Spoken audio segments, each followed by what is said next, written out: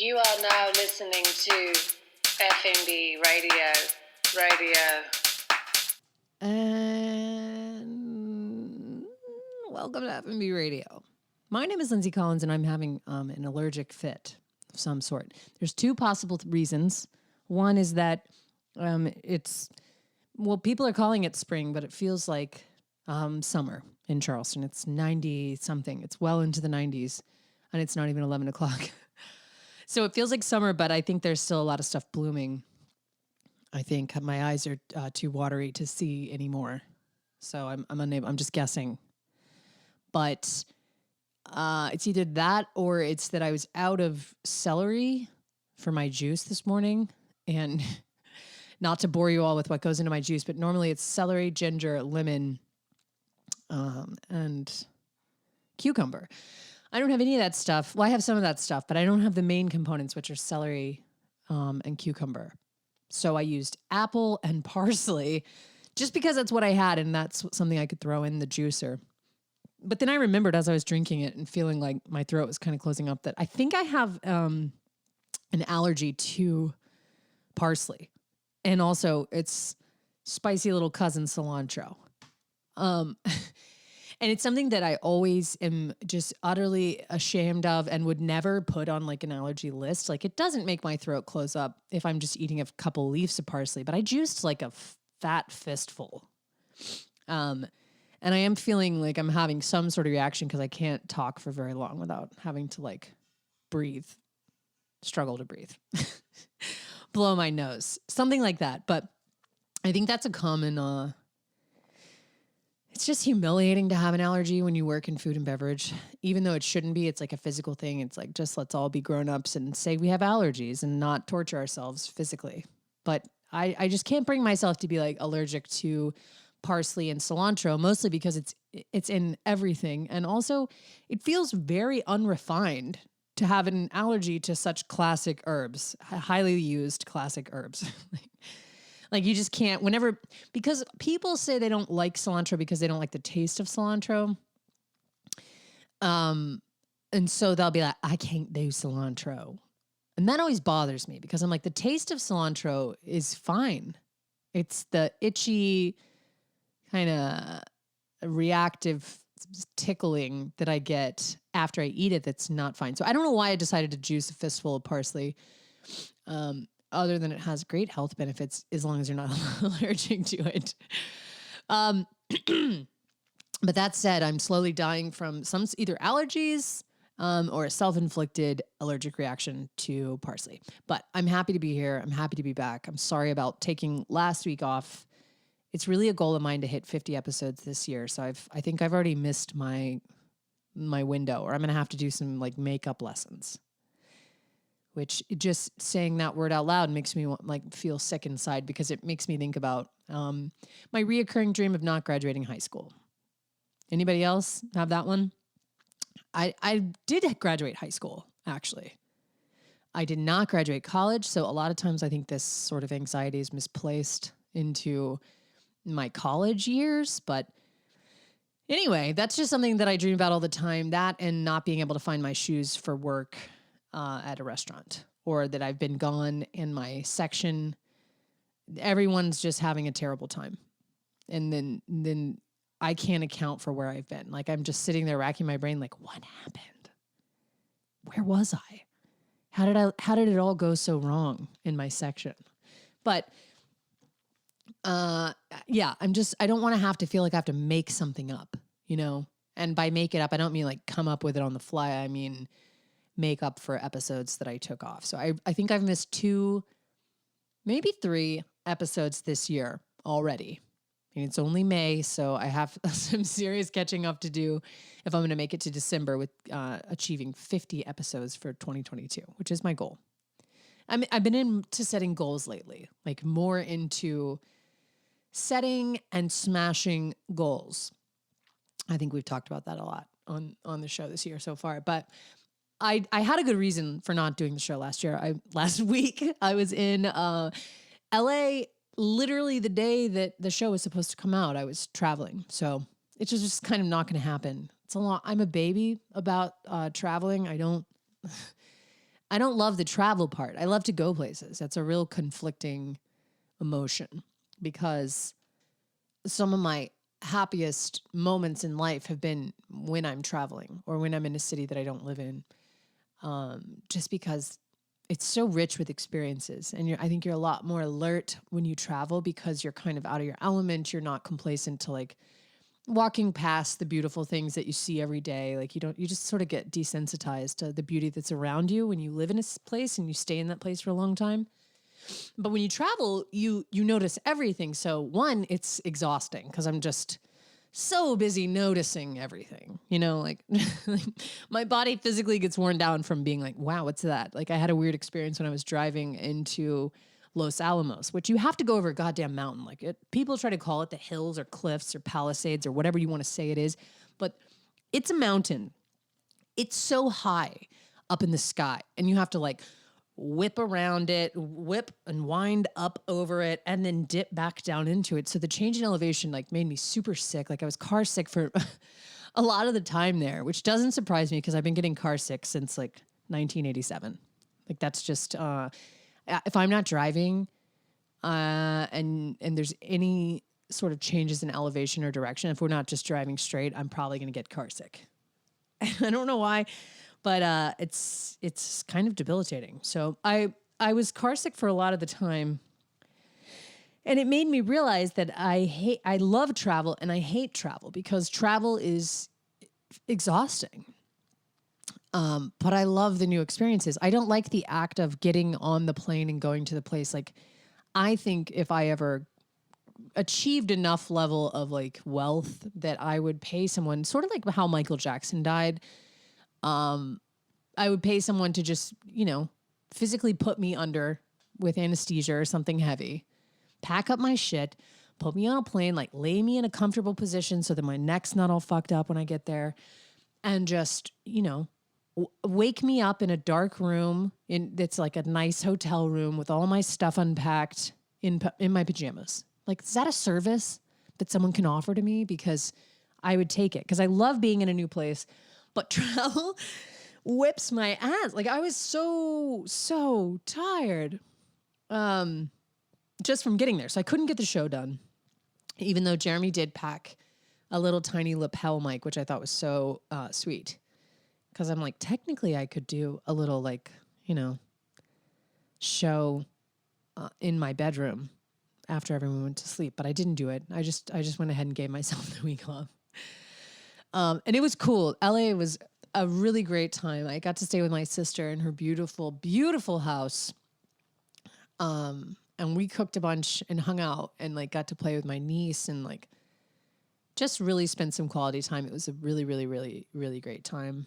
And got to go up, like I said, into Los Alamos and check out Daisy and Greg's places. We went to Bell's and we went to Bar La Cote, and they were both exceptional. It was so good.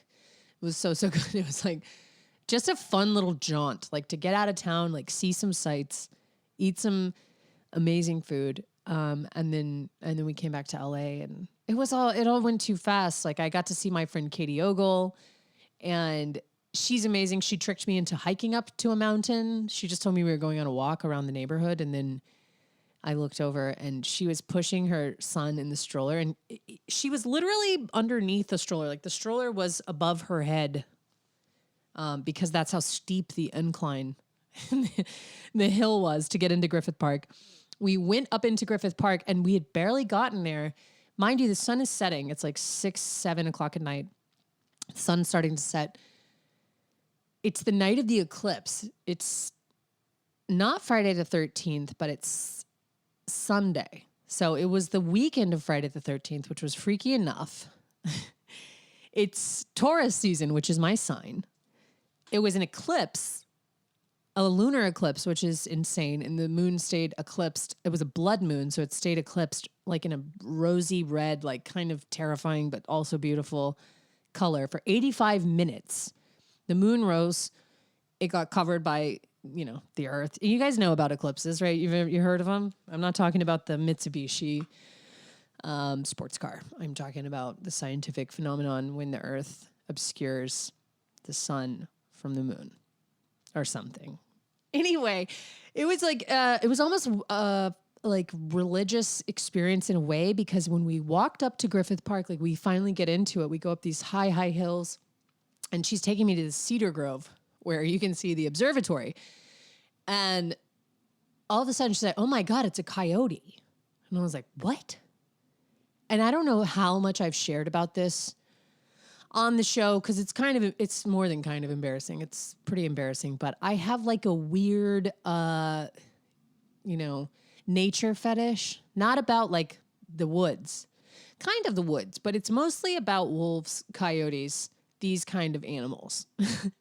Like I want one as a pet. And more than just in like, wouldn't that be cool? It's like kind of a borderline obsession that I have, that I think about all the time, that I've done weird things like try to find wolf cubs, for sale, which is completely illegal, not advisable. And I never did act on the impulse. It just was there. So don't, before you start calling PETA, I never would act on it. My licensical brain like takes over and it's like, that is a fucking stupid idea, but it doesn't stop the fantasy. It's just a pure fantasy of me like being somehow associated closely with a wolf. As a friend, not like I think I'm a wolf.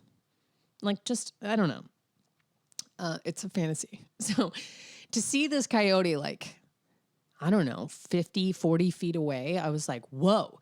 And he just looked back at us as this blood moon is rising. And it was, I get like, ooh, I get a weird feeling just thinking back on it, but we just like let him keep walking. He went on his way up into the forest, and we went the other way, and it was fucking crazy. And the whole thing felt like very symbolic, of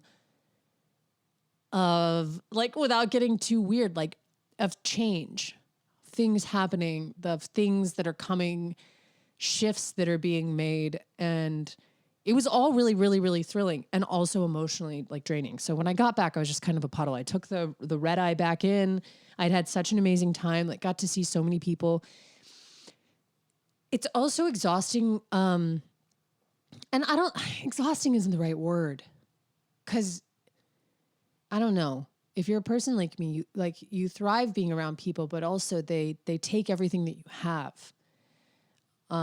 So it's like a double-edged sword, but I got to see people I haven't seen in a really long time, like Daisy and Greg. And that always feels weird. It's beautiful. It's nostalgic. It's like, it's amazing, but it is like, emotional, because you have to reckon with how long it's been since you've known that person, how much has changed since you've known that person, like truly known them and had them in your life all the time. So it's tough to like, I don't know, like I'm just not a person that really like hangs around in the past. I'm aware of it. Like I always joke, but it's not a joke, but like that's the reason I used to drink so much my whole life, like 20s, is because my memory is insane. Like I remember everything. It's not that I'm like, oh fuck, that's a blast from the past. Like I have like a weirdly photographic memory. I remember everything. And so good or bad. So things just torture me, every good thing that's ever happened to you, every mistake that's ever happened to you, you're kind of just, they're there all the time. And for that reason, I just always face forward. I'm like, this is, what's next? I don't want to open up closets and dig around. I just want to like go forward. So when you're met with a person that you haven't seen in a long time, you have two choices. You can either like kind of ruminate and live in the past and talk about things that have gone, days gone by, or you can catch them up on what's going on now. And that can be its own difficult balance to strike, because sometimes there's that like awkward footing of like, oh, do we really know each other anymore? Like I see you physically and I know you, but my God, it's been 10 years or whatever it is. And they're doing so many amazing things. It's kind of mind boggling. Like it makes you feel like less of a woman when you see like just people achieving at such a high level. You're like, what the fuck am I doing? Which is a constant theme in my life. And to be fair, I think I'm doing great. I really do. It's just interesting because you see other people, like they have a Michelin star. Like Daisy is an absolute fucking star. Not even because she has a Michelin star, but they're just killing it. The restaurants are beautiful. The food was exquisite. I was so emotional because I was so proud of what they've done, what they've become, what they've built. And I'm so glad I got to see it. It just, it was inspiring to say the least. But there was a lot of emotion that went into being in California, and that's just how I am. Like nothing's ever just like a fun jaunt. It's always like, an emotional overhaul. But I saw this coyote, and I was just like, oh my God, like this is some sort of sign. Some kind of crazy shit is on the rise, and it was a really, really beautiful experience. I did look around to see if there was like some cubs nearby or something that I could, because then if you don't buy it, maybe it's not illegal. If you just find it, then still illegal. Okay. All right. Well, thanks. Thanks for crushing my fantasy of being a wolf mother. That's just what I want to be. But I'm back now in Charleston. It's hot as fuck. I'm happy to be back. There's nothing like coming home and being like, actually, I'm also glad to be home. I think if it were like you got home and you were just like, fuck, I hate it here, it would be sad, like, that would mean like you need to do something different in your life. But I got back and was just obviously so happy to see my sweet babies and Jeremy and to be back in Charleston. Charleston is an incredible place. And it was very, very cool. I've been very, very like zombie-like all week. Like I had a busy work week to come back to. And so I just feel like I've been, just taking it day by day. But no, it's very good to be back. There's a thing that happens to me every summer that's happening already is that what arrived in my CSA was 4 pickling cucumbers, which are not, English cucumbers, and they're not whatever they are, Kirby, burpless. I always hate when those say burpless. I'm like, please don't say that. Please don't there's got to be a better way than burpless. Like I just reading that word makes me not want to, even though it's saying they're burpless, like they're without the burps. I'm like, I hate this. I hate this cucumber, but these are not those. These are the pickling cucumbers that are small and look like, a whole Clausen dill pickle or something that you might get at a baseball game. And every time I see them, I'm like thunderstruck with terror because I'm like, these are going to die. These are going to die on my watch because I don't have a pickling recipe. And I ask this every summer, and sometimes one person will like send me one, but then it'll be like, I don't know, that'll have some disclaimer with it. Like, this is for like, I don't know, this is kind of off. You got to play with it a little bit. I'm like, no. I need a dialed in restaurant quality RQ pickle recipe for the summer. And you know what I'm talking about. I'm not talking about necessarily a dill pickle, although that's fine too. I typically, this is weird, but I pickle peppers in like a white vinegar, really simple garlic, like very, very crisp, classic kind of thing. But for these pickles, I want the one that comes with pate, right? It's got like, I don't know, onion or garlic or shallot, mustard seed, fennel seed, like chili flake, all this stuff in there, saffron or turmeric. I don't know what it has in there. That's why I'm asking for the goddamn recipe, because I don't know what's in there. And I feel like there is a conspiracy against sharing pickle recipes, because even when you look online, just not a lot of good ones. And when I have made them in the past, they're like, yeah, I guess. But it never hits the way a restaurant pickle does. Like, I'm specifically talking about like the pigs. I can't talk. I'm so rusty. This is painful. The pickles at Fig, not the pickles at Fick. The pickle. You guys ever been to Fick? Love that place.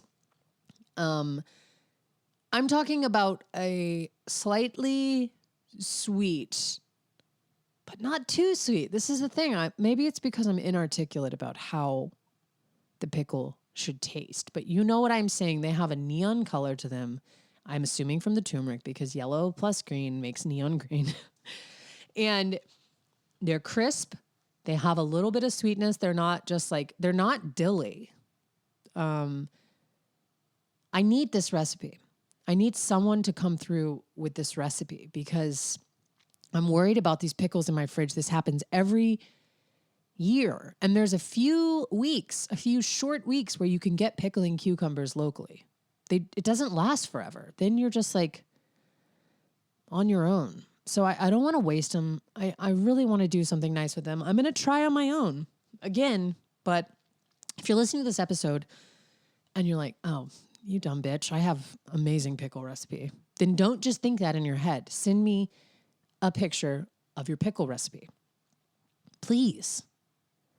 Why don't people want people to make pickles? Why are people so protective of their pickle recipes? Why is pickle so hard to say with other words? Maybe that's why they say, I'm in a pickle. Well, guess what? I am in a pickle because I don't know how to pickle.